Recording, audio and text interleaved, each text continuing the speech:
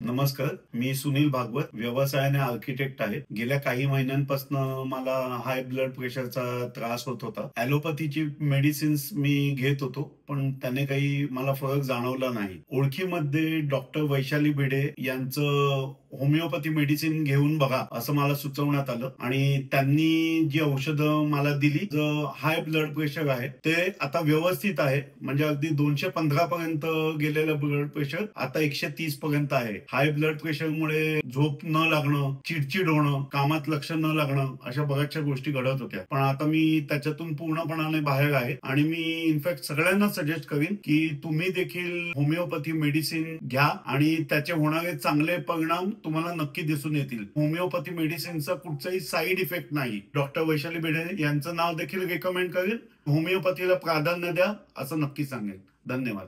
आत्ता आपण ज्यांना ऐकलं त्या पेशंटना उच्च रक्तदाब म्हणजे हाय ब्लड प्रेशर हा त्रास आहे.